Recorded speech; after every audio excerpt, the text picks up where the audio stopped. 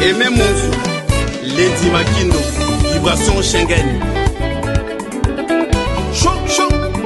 Choc Banso, Liké Makengo, Mituka Ebele, la fleur d'hélice et la Bossou, la parisienne.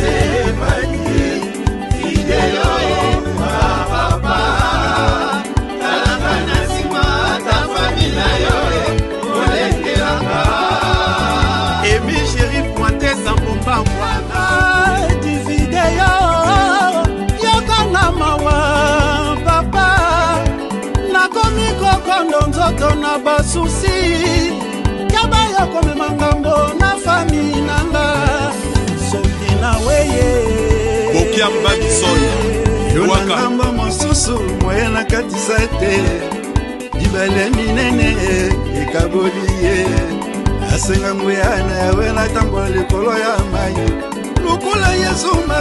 Voilà, merci beaucoup à vous, chers fidèles abonnés, fidèles téléspectateurs. Aujourd'hui, nous sommes le 30 juin en 2022. La RDC, la République démocratique du Congo, est en train de célébrer l'indépendance d'une manière un peu extraordinaire par rapport aux années passées, parce que nous avons l'habitude de fêter notre indépendance. Ça, le Patrice Emery Lumumba. Aujourd'hui, Congo, Kinshasa, on a réussi, ça fait presque 4 jours que Emery Lumumba a été rapatrié ici au Congo. Quand on parle d'Emery Lumumba, nous parlons de la dent du Patrice Emery Lumumba. Certes, la dent fait partie du corps humain, c'est-à-dire Emery Lumumba est bel et bien ici au sol de ses ancêtres, le sol où il a foulé, c'est pas pour donner une leçon aux Blancs, aux Belges, dit que voilà, le Congo doit être indépendant. C'est depuis plusieurs années qu'aujourd'hui là, nous célébrons cette grande journée que tout Congolais attend de voir Patrice Emery Lumumba retourner dans son pays.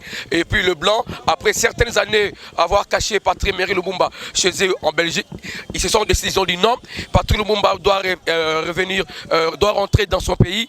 Et tellement il y a la joie, nous sommes ici dans les places échangères, comme vous le constatez derrière moi, on a échangeur, il y a presque tous les partis politiques,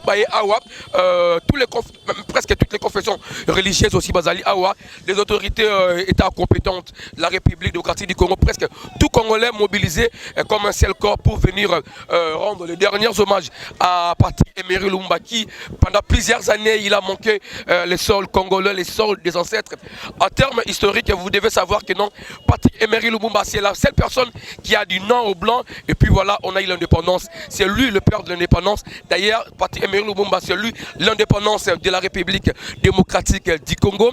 La raison pour laquelle nous disons merci d'abord au gouvernement actuel du président Félix Antoine Tshisekedi Tshilombo d'avoir discuté avec le Blanc, dire non, non, non, non, parce que ça, il y a presque des années, tu auras un scénario que non, la dent de Patrice Emery Lumumba doit rentrer au Congo, mais aujourd'hui c'est fait.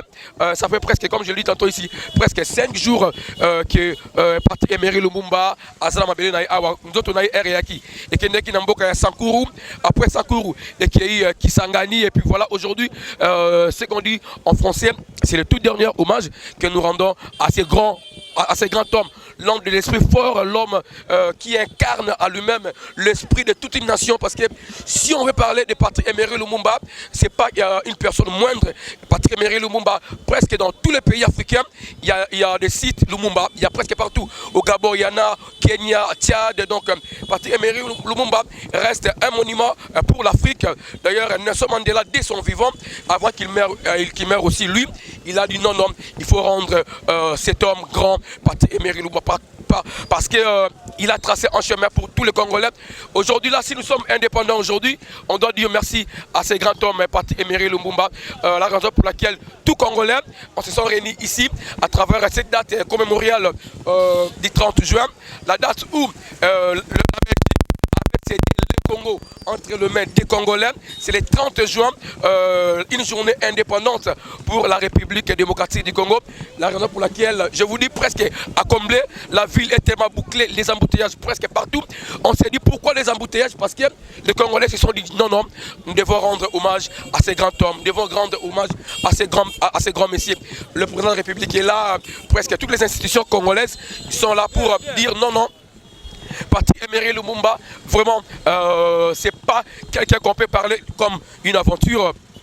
tout Congolais vivant en étranger, vivant ici en République démocratique du Congo, savent que non, Patrick Emery Lumumba incarne en lui-même même l'Afrique, parce que quand ce messieurs a décidé de dire aux Blancs, non, non, vous devez partir, et voilà, presque toute l'Afrique était debout, dit que non, nous aussi, de notre côté ici, on doit dire aux Blancs de partir, de nous laisser travailler comme on veut le faire dans notre pays. La raison pour laquelle l'Afrique entière rend hommage à Patrick Emery Lumumba. Vous avez constaté, dans cette cérémonie d'aujourd'hui, il y a eu la présence du président du Congo en face, son excellence Denis Sassou Nguesso, qui est venu lui aussi rendre hommage à Patrick Emery Lumumba. Et d'ailleurs, il a fait l'entrée avec le président de la République, Félix Antoine Tshisekedi. Ils sont entrés au même moment. C'est pour dire que non, voilà, le Congo en face et la RDC, on n'est qu'un seul pays. Ce n'est que le fleuve Congo qui nous sépare, mais disons, on est tous des Congolais, Congolais de Brazzaville, Congolais de Kinshasa, on est tous Congolais. Vous l'avez constaté, il y a presque tous les partis politiques, comme je dis, il y a UDPS qui est là, il y a MLC qui est là, il y a AFDC, il y a Palou, il y a Panou, donc il y a je dis presque tous les partis politiques sont venus rendre hommage à Patrice Emery Lumumba, l'homme qui mérite vraiment dans son histoire, celui qui a sacrifié sa vie d'ailleurs pour que nous les Congolais, nous sait que nous sommes aujourd'hui, parce qu'il a dit non aux esclavagismes, il a dit non à ce qui s'est passé dans notre pays. Et puis par cette journée commémoriale, notre manière aussi, nous rendons aussi hommage à nos vaillants soldats congolais, les FARDC qui ont dit non, on doit défendre l'intégrité de la République démocratique du Congo. Coup de chapeau à la FARDC, en tout cas, on est tous derrière nos soldats, nos combattants, nos vaillants soldats qui défendent d'une manière valablement la République démocratique du Congo à côté de l'Est. J'aimerais aussi rendre les derniers hommages à ceux qui ont perdu leur vie, tous les Congolais de l'Est. En tout cas, nous sommes de cœur avec vous. Les orphelins de l'Est, le veuf de l'Est, en tout cas, nous sommes de cœur avec vous. Congolais, restons unis et indivisibles. Ces pays doivent rester qu'un seul pays. Comme disait l'ancien président Mobutu, Congobo, Moko, Tatabo, Moko. Bakabola Congo, Congo, c'est un seul pays qui restera réuni comme à jamais. Nous allons essayer un peu de prendre les avis des Congolais qui sont ici, des Kinois, parler un peu de Lumumba. Selon lui, Lumumba, selon lui, Lumumba, il représente quoi selon lui? Parce que je crois que tous les Congolais vont dire non.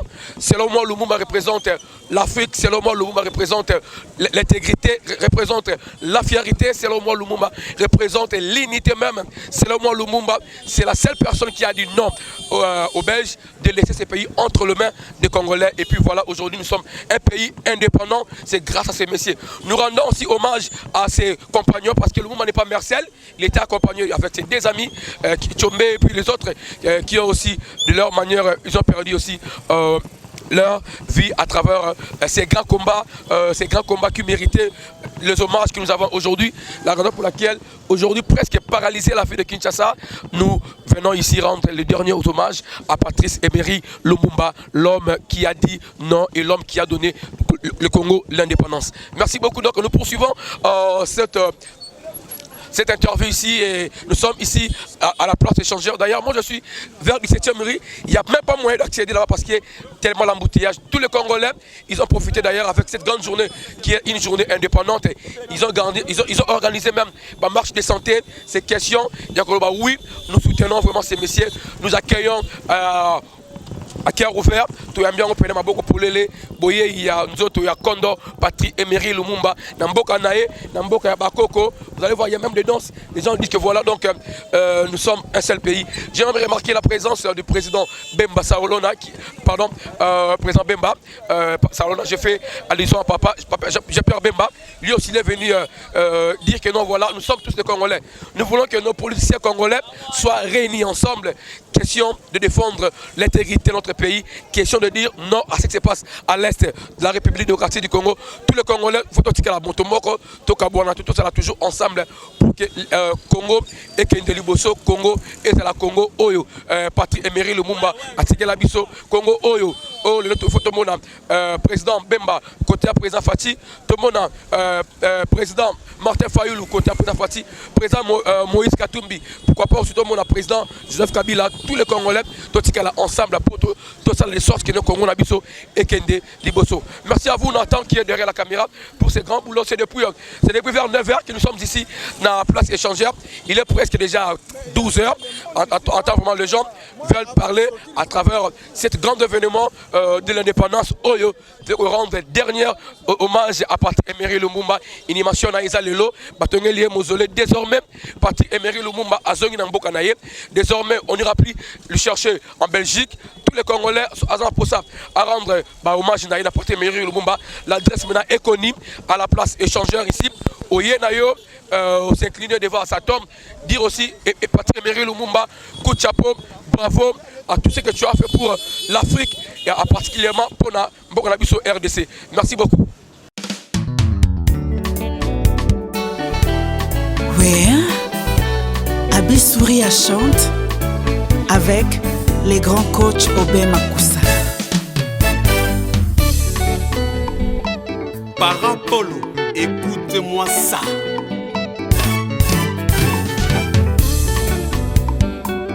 John Mamengi, Mireille Mwamonekene Achou Otikanga nalela ngai moko ye Osusi esila, obengelanga Jise padi video Yoko musika na kati ya Bundes na Europa Nakolela lelaka ye Ayokatanga te mon amour padi Bijou na Élysée Mboma boyoka Abissouri à la voix angélique Oingwa musika pasie Ngai kofalanga te Nasala ndenge nini mpona landa yo Yoko na Bundes ngana Kinshasa Augustin Diasivika Oyoki bakolo bilengie Soki obosani ngani Pour relique de notre héros national François Emery Lumumba. Pour cela, nous sommes venus ici pour accueillir le corps de notre héros national. Tozozong Sanzambe, d'abord merci parce que Mokolo Alelo ezali anniversaire monene pour la RDC. Et puis Tokosenga Nzambe Tozo Milela que Kimia ezala na Est. Parce que ce qui Kimia ezala na Est te biso tozo sala fête yawa ezana Chinate. Yango tozo bondela Nzambe et puis tozo sepela lisanga na bandeko tozo zela mokonzi ya mboka po ete alobela biso et plus likambo ya Est po bandeko bazana souffrance kuna.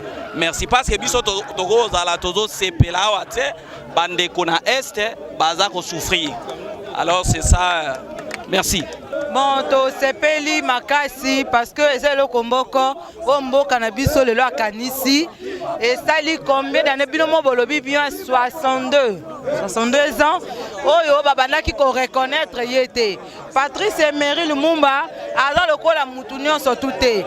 Abunzi makasi malgré tout, asali vraiment ebelete mais na moi muke o na mandat o yazalaki asali yango lelo to bengi Congo to komi indépendant. En tout cas, topesi merci na bakonzi mboka na o bazwi initiative ya kitoko yako en tout cas yako honorer yango na biso pe na toye toza groupe toza parti politique à Posem oye kambami na papa na biso président à parti na biso Mondonga en plus autorité morale na biso ezali papa Abdon Etina tozali parti à Posem yango na to sepeli pe to kokabola mawa esengo wana pe na ndenge bakanisi ndeko na biso Patrice Emery Lumumba topesi merci mingi na mokonzi mboka.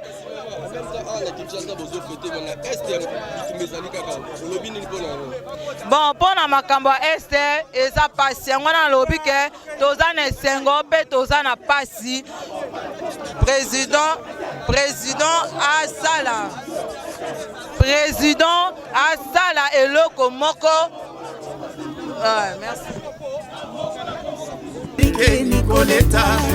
soni na fami nanga oyebaka ye na monoko nanga kombo mosusu nalobaka te se ayo e jisepadio Keti Lumana Aimé Monzou Lady Makindo Vibration Schengen Choc Batso Like Makengo Mituka Ebele La Fleur d'Hélice et la Bozou La Parisienne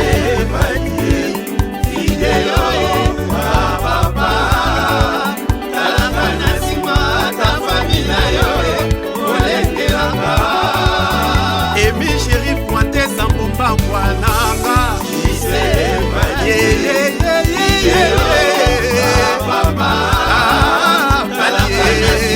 Tifre Bidilu Lela na yoka Maina lelie Jisemba di video Yoka na mawa papa Nakomi kokondo nzoto na basusi Kabaya kome mangambo na fami nanga Soki na weye Bokia Babison Yonangamba mosusu moye na katisa ete Dibale minene ekaboli ye Asenga nguyana yawe na tambo likolo ya mayi Lukula Yesu Masiya pona alanda yo Ikuse ebintika alinoe Amie amotema mama Shinana bayo ya botambe Likonga likwesa nko iflori mamengi na yoka Yo anoke otikinga Otote ikabola biso Mbanza kanga nike nikoleta Sheri na yo yo yo yo Yabo mwana Nabona tekisa bolingo na ngai Nawenza bitula Sheri yo Ondimi mwasi na Naza jeunesse ya Tshisekediste pour la bonne gouvernance.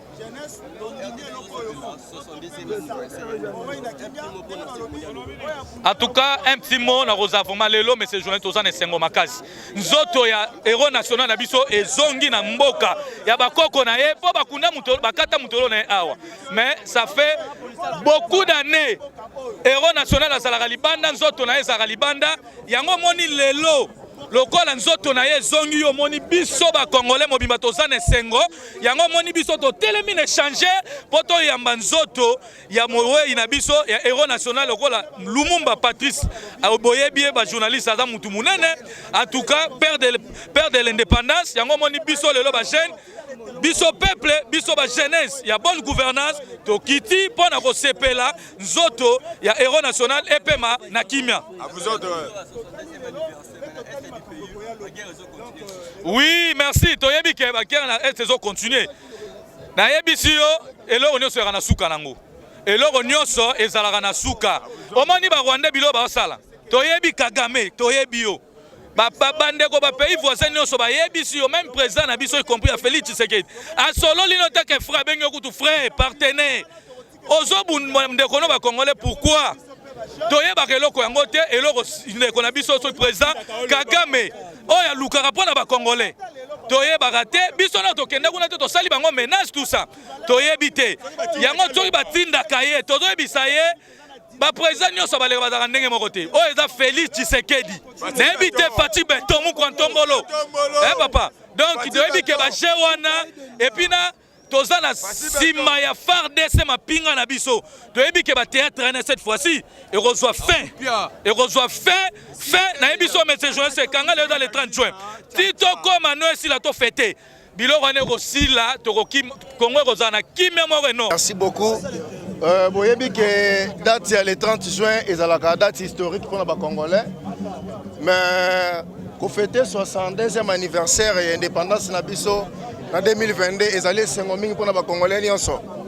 Pour la nine sengo, ils allaient sengo pour héros national, l'homme qui a combattu pour l'indépendance. To zubo motonaye, présence naye ezongi libiso na mboka. Ils allaient sengo mingi. Réaction nanga en tant que parti membre ya parti CRD, bomoni ba militant ya CRD ndenge ni tozali mobiliser pour honorer mémoire ya Patrice Emery Lumumba mutu abundaki pour la indépendance ya mboka na biso Congo. Ok, c'est bon. 62 ans après, Yosa et les lectures, la jeunesse doit-elle faire face à l'avenir? Bon, lelo depuis l'indépendance, kino lelo toyebi ke mboka na biso auto prise en charge la jeunesse, c'est vraiment sirete. Mais avec la politique mise en place, il y a son excellence Félix Antoine Tshisekedi Tshilombo, tout le monde bonne volonté na ye ya koluka ko rassurer jeunesse que Nicolas Zali Koya avenir la jeunesse rozala assuré oyo azali ko sala pona koluka ko zong c'est la jeunesse espoir wana jeunesse congolaise doit se retrouver na ba vrai bonheur. Pona ngana wabisa ba jeune congolais lelo mboka na biso ekoti na rai ya développement na vision ya chef de l'état son excellence Félix Antoine Tshisekedi Tshilombo où nous avons fait appel à la jeunesse à Congo de soutenir la personne au président de la République. Papa,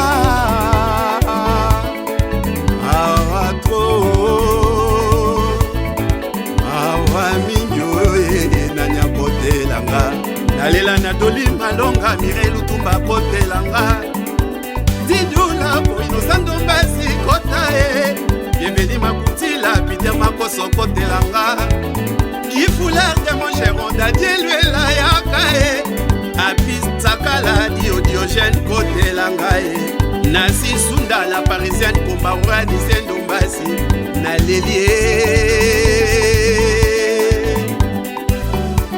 Yves Mokonzi, pesa passage, Dr Jean-Paul Kofutu, allez la singa. Moi sabi makana butu, papa sala kebae. Asonga kana tongo, tato sida kadia tange. Talamandumbe, imbokoso. Talamandumbe, imbokoso. Talamandumbe, imbokoso. Mami Londama. Kimia Satana wapata milele myekinzanye Ukaiza tata bibi sibane Satana wapata milele myekinzanye Ukaiza tata bibi sibane Mama Kongo mina yakwe Mama Kongo mina yakwe Mama Kongo mina yakwe Tangu mamame Tangu kukitate Tangu kuna ngole Tangu Brazzaville Tangu kuna Paris Tangu bamame Tangu bayaye Tangu bamame José Bakala na Lyon Irène Badi Zinda Mamondo Zinda Tukusi Zinda Mamondo Zinda Zinda Fideline Songo, Deborah Poulé Choc Mantou, aye, Nyoka Bileng Tina San, Geniwara, aye, Ayoki Bileng Tina San, Angel Monza, aye, Ayoka Bileng Tina San, Ina Kese, aye, Ayoka Bileng Tina San, Ibish Mwamba, aye, Ayoka Bileng Tina San. Voilà, comme je vous disais, tout ça, à espace, place échangère, place au Wapi. Tu es au rang de ma dernière hommage Nabiso, na Patrice Emery Lumumba, un soldat vaillant, un monsieur qui a dit non, on ne peut pas continuer à souffrir. D'ailleurs, il a été tué d'une manière. On pleure presque tous les jours, mais aujourd'hui, là, les Blancs eux-mêmes, ils ont compris que non, on doit remettre Patrice Emery Lumumba dans son pays parce que la terre de ses ancêtres réclamait Lumumba. Aujourd'hui, Lumumba est au Congo. Désormais, pour rendre visite à Patrice Emery Lumumba, c'est pas loin. Au foot habilité pour de Belgique, aucun de pays sousté, au lieu qu'à la place échangeur, c'est là où vous allez rendre vos derniers hommages à Patrice Emery Lumumba. Mais il y a quand même des intervenants, les gens qui ont l'historique de ces pays, les gens qui veulent parler du Congo, ils vont dire un petit mot par rapport à cette journée, aujourd'hui, les 30 juin, dont nous les célébrons de manière un peu d'autres, mais aujourd'hui, c'est une manière spéciale, d'une manière exceptionnelle, parce que nous célébrons d'ailleurs l'arrivée du cœur de Patrice Emery Lumumba, qui est rentré dans le pays de ses ancêtres. On a un monsieur qui va dire un petit mot. Bonjour. Bonjour. Voilà, chef Tokutano Awa. Jour il y a indépendance. Nous sommes le 30 juin 2022. Presque tous les Congolais, tous les Kinois d'ailleurs, Baza Awa pour rendre hommage à Patrice Emery Lumumba. Pour Nayo, Patrice Emery Lumumba représente quoi? Pour Nangaï, vraiment, Patrice Emery Lumumba, c'est une icône. Patrice Emery Lumumba azali icône oyo Afrique eza ko célébrer. Aza icône célébrable. Donc dans le monde entier. Parce que ba œuvre o Lumumba tiki donc eza ko ganga ti lelo. Je sais bien ton parcours monde entier toyoka masola batu. Tomona toyoka ndenge bato ebele bakufa. Mais à Lumumba vraiment c'est incroyable. Okoko tala no film à Yesu mais au monde pena que Yesu babaka pena. Mais ya Lumumba au monde que mutu ba morcelé en morceaux. Bazui ba kotisi na acide wana sugite. Donc bazui almet ba pelisi moto peli. Donc au monde mutu wana ba lokoti bilamba donc ata eloko moko te ki tenya eloko etika trace moko etika la te. Donc cela veut dire quoi? Lumumba azaki esprit. Et esprit à Lumumba ezaliti lelo kotambola na makila na biso ba congolais. Na vivre ba konzebele ya mboko oyo. Baleka toujours na idéologie ya Lumumba. Alors, pour na liwa Lumumba naza kopesa nanu matondi vraiment na mokonzi mboka Félix Antoine Tshisekedi Tshilombo. Papa moko oyo akanisi vraiment na bokonzi na ye. Vous savez hein, ezui nango ye tamingi te pour Lumumba ya awa. Juste 2 ans et demi, 3 ans kutana kokisi te. Mais tout le monde ba grand œuvre ba spectacle pour journal lelo eza spectacle na Congo. Historique. Lelo oyo biso ba congolais tokundaka mutu ata na signe ya eloko na ye. Toyebi que Lumumba batumba ye a disparaîtra mais na nzela ya linu eza kolakisa symbole Lumumba mobimba ye wana tozokunda lelo. Lumumba azalaki na ye communiste ete ndenge babomelaki ye. Raison babomela Lumumba et pas américain, belge, anglais, français, allemand, ce n'était pas parce qu'il était communiste. Lumumba était pire nationaliste, un patriote. Oazaki kobunda pona intégrité en mboka. Lumumba alingaki état uni. Lumumba alingaki na état fédéralité. Donc c'est pourquoi vous voyez que na kanda, na jalousie. Oyo ba occidentaux balaki nango ba préféraki non Congo ezali gâteau na biso. Soki tolobi totika Lumumba Congo biso tokoza na intérêt te. Yango le sengaki nini ba boma Lumumba ba faire disparaître na mabele na ye po bango batika la ka ko continuer ko kabola ka ba gâteau na bango ko nyokola ka biso kino lelo. Voilà, contrairement aux gens qui disent que non Patrice Emery Lumumba il a été rapide par rapport à réclamer indépendance. À cette hypothèse non, Lumumba n'était pas pressé. D'ailleurs, l'indépendance, toujours on a retard.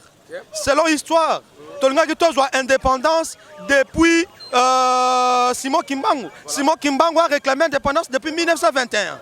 Avant Simon Kimbangu, il y a eu de grands prêtres dans ce pays qui ont réclamé l'indépendance. Donc en 1960, toujours l'indépendance n'a retard. Ce n'était pas que Lumumba qui pressait, non. Et ça qui déjà cause, il y a souffrance. Depuis 1985, kokata bako kona biso maboko pona likola caoutchouc rouge. Likola musala caoutchouc, kokata batu maboko, vous savez bien. Congo tant mundela ye, akutaki royaume Congo, akutaki ba royaume ebele pe empire ebele ezaki bien organisé. Prenons par exemple empire Cuba. Empire Cuba ezaki bien organisé. Empire Cuba ezaki na administration, mundela c'est la toute première fois au monde. Mundela kuta un gouvernement, administration, Wenze donc la garde du corps, c'était ici au Congo. Donc, réclamer l'indépendance avec Lumumba, ce n'était pas pressé, mais c'était en retard. Pourquoi? Plan, il y a Van Bilsen, le professeur Van Bilsen, il était blanc, un professeur à l'université. Pour lui, il voulait que Congo ait son indépendance en 1985. 10 mois. Pourquoi? Parce que calcul y a ba belge. Ezaki que génération tozalelo bisonyo soto comme na biso ba meti. Bon moni ba système na bango ba sala na ba Maroc, ba sala na ba Tunisie, na ba Égypte, na ba Afrique du Sud, ba changer Congo et comment bameti biso nyonso surtout pour s'accaparer totalement na bien na richesse ya Congo, mais tellement que esprit ezaki toujours ko réclamer indépendance, esprit etambolaki na Lumumba. Lumumba c'est un esprit ayaki ndeko kokisa nzela oyo esengelaki ke biso lelo oyo to beta tolo to vimba tolo bakeno, en tout cas biso toza ba béton na Congo lelo. Donc pour vous dire que non, Lumumba zaki précédé. D'ailleurs, tu as eu l'indépendance en 1960 en retard. Tu as eu un cadre, un cadre, un belé. Congo a bimisi un cadre depuis 1921. Un cadre, qui déjà un cadre minene. Il y a une sagesse, mais il y a une mingi. Il y a comment, il y a le poteau français. Comme ça, il y a un français, tu as eu le balelo. Écoute, ça, il y a un il y a un Lumumba bakufa. Avec Lumumba, ce qui bango ba mekaka kotika Lumumba na bomoi et que Lumumba pena afanda. Na biso que français ngelo ba masuta. Français ngelo ba masuta na mboko. Donc c'est pourquoi ba mona que Lumumba za pena vrai leader pour ba boma na bango ba Simon Kimbangu. Ba boma na bango ba ya Kipavita, ba boma ba grand prêtre. Hein? Na ba poison, na ba assassinat, mais liwa Lumumba za tout à fait différent. Ce qui Congo toko sosolaka qui était Lumumba vraiment mutako sakana congolais. Parfois toza ko s'ignorer, toza mona Lumumba loko la kufa pressé, Lumumba loko aningaza ka zoba et belé ba qualifier ba filmer ba talaka. Voilà. A moni filmer et les gars qui m'a il a considéré filmer wana ezaka bongo, Lumumba kufa pona kama, Lumumba kufa pona bana te, Lumumba kufa la mwasi na bana te, Lumumba kufa la peuple congolais ngana yo. Pour tous à la kimia lelo, ngayo na leka na micro na audio na image na loba na télévision. Donc yango ne Lumumba ku fela ki ponga na leka boy. Donc ngana loba boy. Belgique a constaté qu'a flatté biso na loba ngo vérité. Belgique a constaté que a flatté biso lelo to kunda Lumumba. Lumumba kundami bien te. OK. Lumumba a kundami bien te. Toko kobaka toujours ko réclamer Lumumba. Et puis Lumumba sika zali a kobaka toujours ko réclamer indépendance totale ya mboko contre ba Belgique o balinga toujours ko balkaniser mboka. Pour vous, tu fais allusion que depuis tu as eu indépendance mais n'est pas encore indépendant. Vous savez quoi? Quand les Congolais accèdent à l'indépendance, les Belges ont dit quoi? L'indépendance est égale avant est égal après. Voilà. Cela veut dire rien ne change. Mais ce n'était pas pour Lumumba. Lumumba dit non, tu as eu indépendance. Vous comprenez? Alors, Lumumba a joué indépendance politique. Indépendance, il y a 3 volets. On a vraiment un peuple congolais. Congolais pena a sosola et baké combat ya Lumumba et à la kanini. Lumumba indépendance c'est a 3 volets.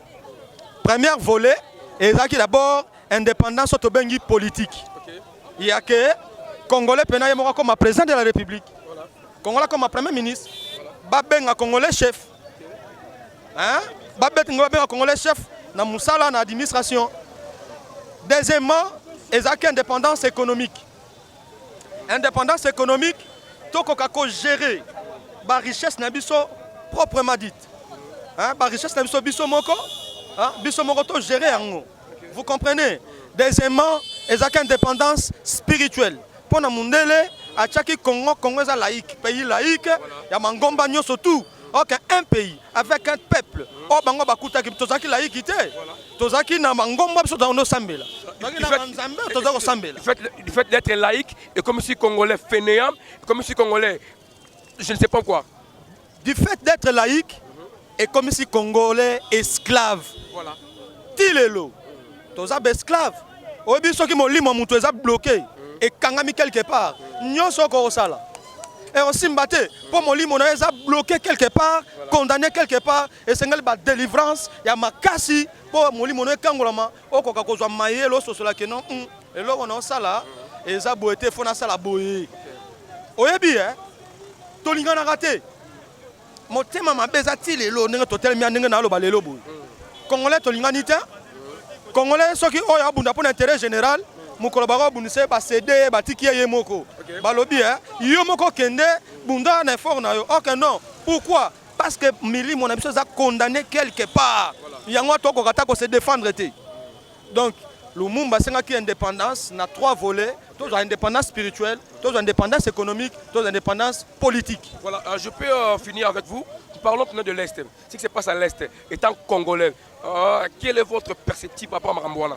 Merci beaucoup. Pour l'Est de la République démocratique du Congo, peuple congolais, yokanga bien. Fongola mato yoka tcha marié na yo penza, na se au comprendre. Guerre ya Est ezali influencé na ba prédateur. Ba oyo balingi balkanisation ya Congo. Cela veut dire, je cite, ngana bangate. Parce que lelo ezako tunde balumumba ba seku kutu dans l'eau. Voilà. Belgique, France, Allemagne, États-Unis, Portugal, Grande-Bretagne, États-Unis. Donc, 14 pays les plus puissants du monde signataires, il y a conférence de Berlin. Batouana Tilelo, depuis 1885, Tilelo, balingaka toujours Congo et zonga na colonie. Guerre ya Est, et Zapo Congo et zonga na colonie. Yangona ozomona ke bazoko c'est la Kagame makambu, Kagame pas profiter. Mais guerre à Est, Kagame aza innocent. Balman baza cause de guerre à Est. Bitumba on est bandi bien dans la deuxième guerre mondiale. En 1945, tant que Allemagne a réclamé, a déclaré guerre contre Belgique. Pour la RDC, pour la NIN. Roi Leopold des Azaki allemand. Roi Leopold des Azaki allemand. Avec des nationalités allemandes. Yangona bali même roi Philippe allemand. Montako c'est d'une autre. Vous comprenez? Bango balbino, le roi Leopold des Azaki allemand. Congo est propriété privée naie. Le roi la Koufi. Bisoto réclame tout joyango. Belgique a ça qui ba mafia. Ba signé ça qui Leopold de Mikanda par force. Oyo signifie que a cédé Congo na colonie belge. Mais zaki bongo te soué ya Leopold et zaka pena que Congolais zo indépendance na e. Le roi yazo kufa tika Congo na ba congolais. Mais motima mambe ya administration belge balinga ki tétété to récupérer Congo. Wana tang Leopold azo kufa ba découvrir diamant, ba découvrir ba cuivre, ba découvrir ba richesse ndenge na ndenge. Et pesi bango susuluya lu mutu evimbi bango. Guerre à Est na zolo bango vérité face au monde entier et zali mindele bango balingi Congo est toujours na kata balkazo. Alors papa Fachi Beton le président de la République azako bunda na voie diplomatie pour na kimia ezonga na Est de la République démocratique du Congo. Peuple congolais na lobi boy betela Fachi Beton maboko sans flatterie. Vraiment, tu as flatté mon konzamboka te, tu as bettelé ma boko pour un effort. Président Zola Kisake, as un vrai nationaliste. Et Belé Balobaki Baroboma Fati, dans Fati a 3 ans, à Kokufa, pour un nini, as un pire nationaliste, as un pire patriote, à l'Ingi Congo Ming. Pourquoi l'Inga Congo Tazanan? Ah, Congo de Péré, mais, nous ne l'Ingini. Botika Fati Kimia Kamamboko, on a joué Sabino. Botika Fati Kamamboko, le Lumumba, to Kundaye. Makambo belé Fatia zo continuer comme ça là. Et puis Aminene tokomona yango. Lumumba kufi combien des années? 62 ans. Hein? 62 ans ba konze baleka na mboko yo. Ba beta ba 18 ans, ba beta ba 32 ans, ba beta ba 3 ans et demi. Ba pensa tate. Et belé ba lobaka biso ta ba accompagner Lumumba. Hein peuple congolais ba fongola miso. Et ça s'appelle ba parti politique musu boke ko kotaka oh Lumumbis, Lumumbis awapi. Ba komaka ba premier ministre na mboko yo. Ba réclamaka Lumumba. Jamais. Bazaka na administration tout ya Congo. Voilà. Ba tikaka ko réclamer Lumumba te. Vraiment. Ba faux Lumumbiste. Voilà. Vrai Lumumbiste, Fachi Beton. Voilà, merci beaucoup. Voilà, merci beaucoup. Donc, vous avez compris, il a parlé avec son cœur et c'est un Congolais. Il a parlé avec son cœur pour dire que voilà, Lumumba est revenu dans son pays. En tout cas, nous soutenons tous le président Fachi Beton parce qu'il est Congolais d'ailleurs. De soutenir étant que Congolais parce que là je parle étant que Congolais, hors mi casquette à journaliste. Et quand je reviens dans ma profession, je reviens journaliste. Mais quand nous parlons de la RDC, tu es le Congolais. Tu réclames Lumumba Bissonio tout, Lumumba est rentré. Nous disons merci à notre président. Et puis, Longo, il y a un Congolais presque Ebele Awa pour na Kolobaete, Bazaline Sengoro Monaete, Nzoto, ya Kondo, Patrick Emery Lumumba, ils ont dit Awa.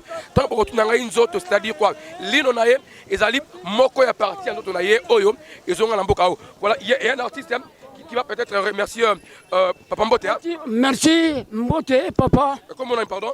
Ngaïne, Papa Congo, Yachangu. Papa Congo, voilà. Charles Yachangu. Voilà, tout le monde a les 30 juin au Sani. Bon, on a tout d'abord qu'on remercie notre président de la République, Fatih Béton. Nalikambo Yassali, vraiment. Bandana Botami, na commune à 76 ans comme ça. Na mona Nalikambo ya Boyete. Na lega na président. Na yego mona Nalikambo. Ah! Nanu na kufite na moni mingo Lumumba. Ngaya. Fatih Béton, umelana yo. Fatih Béton, umelana yo. Salam sala, umelana yo. Fatih Béton, meilleur fait. Fatih Béton, gouvernement Mobima. Maman Denise Nyakero, meilleur fait. Maman Olive Leme, meilleur fait. Kuna Peba Diaspora, l'ami Kili, meilleur fait. Voilà. Biso Tozane échangé. Est-ce que Bozo Mona Biso? Dans la télévision, Fatih Béton, Oumelana yo, Salam au Salam, Fatih Béton, Azaya Nzambe. Voilà, merci beaucoup. Azaya Nzambe, meilleur fait, Maman Luzolo, Martina, Yachangu, meilleur fait. Voilà. Meilleur fait, Papa Chikito, Lipotelanga Mobimba, meilleur fait. Voilà. Ngaïne, Papa Congo. Voilà. Yachangu, Nazali déjà un échangeur. Voilà. Alors, Nazana Mingite Yagoloba. Fatih Béton, bonne continuité. Merci beaucoup là, Fatih Béton. Bon, voilà, merci beaucoup donc Fatih Béton. Bonne continuité, tout Congolais. Et derrière le président de la République pour dire que voilà, ce qu'il fait c'est très important. Ce qu'il a fait aussi, ça prouvait la face à Mokili Mobimba Kenom. C'est vraiment un président parce qu'on a connu des présidents qui ont fait des 32 ans de pouvoir. Il y a eu des 18 ans, de 3 ans. Mais Fatih Béton, en écart de 3 ans, nous avons vu Lumumba rentrer dans son pays. Lumumba est bel et bien accueilli par les Kinois des Congolais. Lumumba a enterré le Loawa, la place échangeur. Comme je dis tantôt, tout le monde, Lumumba, ce n'est plus question qu'un de Belgique. Il y a un échangeur au monde à Lumumba. Donc, vraiment, la démocratie et l'indépendance est rentrée au Congo. Et Lumumba, ça montre que notre indépendance est en total à 100%. Voilà, merci beaucoup à toi, Nathan. Donc, nous poursuivons. D'ailleurs, je vous rappelle que aujourd'hui, ça reste une date commémorable parce qu'il y a aussi cette grande retrouvaille. C'est grand retrouvaille, pardon, j'allais dire, il y a Wenge 4x4, BCBG, Bon Chic, Bon Genre, dont les anges adorables vont livrer dans quelques temps ici un concert, ici à Kinshasa, dans le stade de Martyr. Nous allons y rentrer là-bas avec Nathan. Question aussi de vous donner ce qui se passe là-bas, dans la ville de Kinshasa précisément, dans échangeur et puis dans le stade de Martyr. Merci.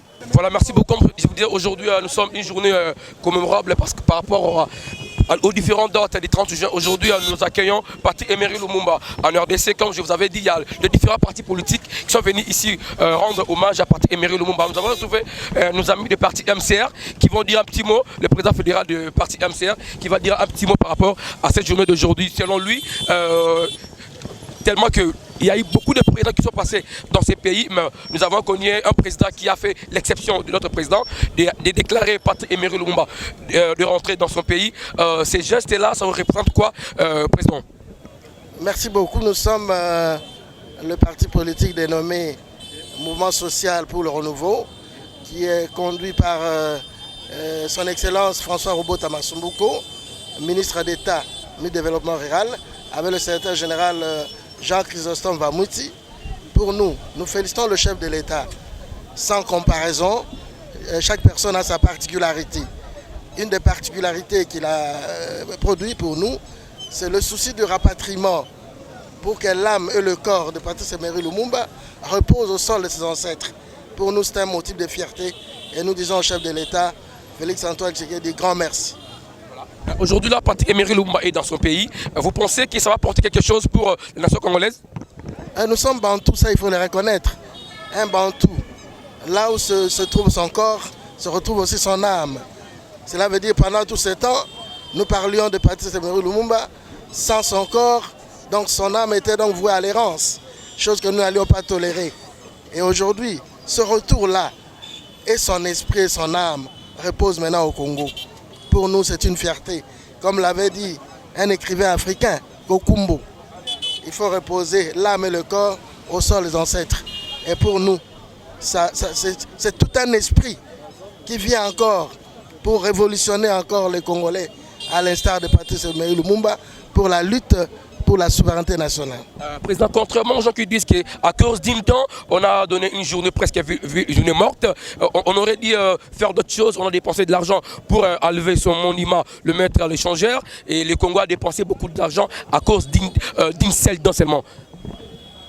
Cela se trompe, à moins qu'ils soient européens ou occidentaux. Mais si nous sommes africains, je prendrai même encore un exemple, les Indiens, après avoir incinéré le corps, ils prennent la poussière, la cendre, et ça a une valeur. Et pour nous en tant qu'Africains, n'est-ce pas que les autres prennent pas les simples cheveux? Les simples cheveux, qu'on dira que c'est l'âme de l'esprit d'une personne. Donc le reste d'une personne, peu importe la quantité, peu importe la partie, c'est tout un esprit. Ça, il faut être africain pour le comprendre. Et nous sommes africains, j'appelle tous les Africains à ne pas minimiser cet aspect. C'est le reste de Lumumba. Ce petit reste n'est pas un petit, c'est son esprit. Voilà, Président, par rapport à la toute dernière question, par rapport à ce qui passe à l'est du pays, le Congolais meurt presque tous les jours de soldats congolais. Nous sommes tous Congolais derrière la FRDC. Vous avez peut-être un petit mot à placer par rapport à tes frères, tes sœurs, les Congolais qui meurent tous les jours à l'est. Moi je pense que ce retour du corps de Lumumba, pour nous, ça vient encore nous réarmer spirituellement. Pour cette lutte, la lutte, Lumumba a fait à son temps, mais la lutte pour la souveraineté n'est pas finie. Par rapport à ce qui se fait à l'Est, j'invite les Congolais, ceux qui sont dans la distraction, tout le monde, si tout le monde devenait Lumumba, cette guerre finirait aujourd'hui même. Et voilà le moment pour que tous les Congolais disent non. Et quand nous disons nous tous non à l'esprit de Lumumba, cette guerre finit aujourd'hui. Et ça, j'en suis sûr. Voilà, merci beaucoup, Président. Vous avez compris, la guerre finit aujourd'hui à l'Est parce que Lumumba est bel et bien au sol congolais, dans son pays, là où il a fait la lutte pour que le Congolais soit aujourd'hui indépendant. Nous sommes ici à la place échangeur, question de voir comment est-ce que le Congolais rend hommage à Patrice Emery Lumumba. C'était le président fédéral du parti MCA, Mouvement Social pour le Renouveau. Nous vous remercions, Président. Merci beaucoup, journaliste. Voilà, merci beaucoup. Donc nous continuons notre reportage ici à l'espace échangeur, là où tous les Congolais sont venus dire à Lumumba, soyez le bienvenu dans votre pays, soyez le bienvenu au pays de tes ancêtres. Merci beaucoup.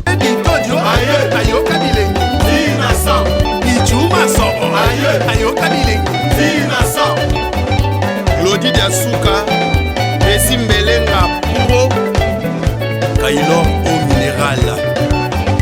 Père double, Jires Kelani, Papa Naketia, Nakenaya, DJ Geneva Music.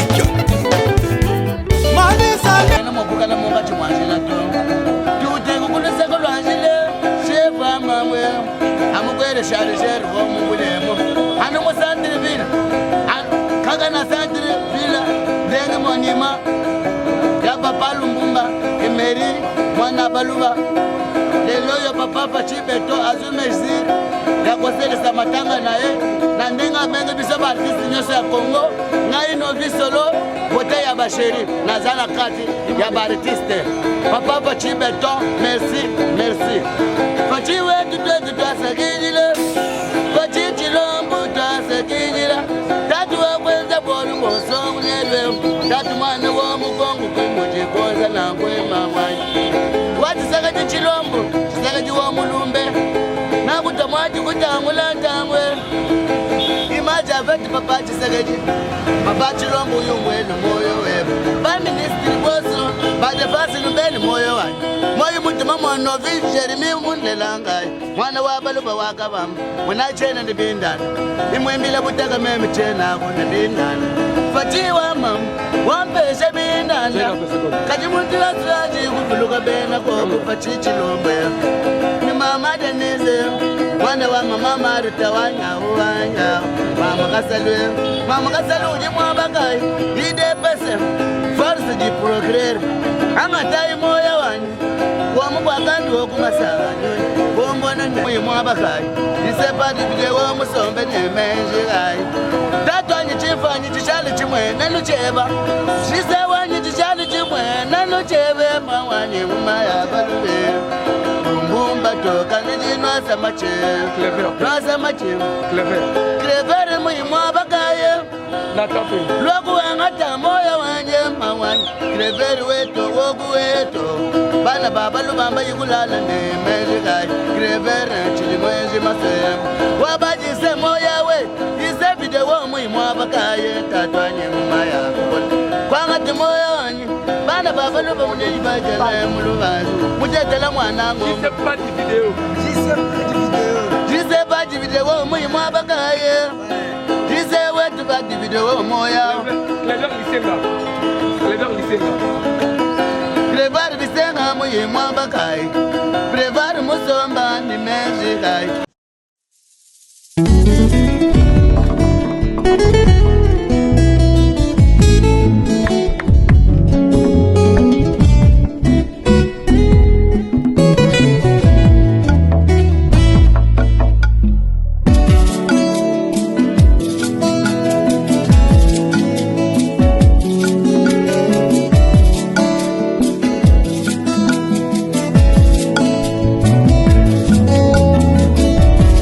Ma Bible dit, tu es le chemin, tu es la vie, tu es la vérité. Nanyo alanda yo abunga nzela azalite. Yango ngai nalobi nakolanda nzela mosusu te. Nakolanda kaka nzela na yo Yesu. Nzela yo ekosaka te. Alléluia.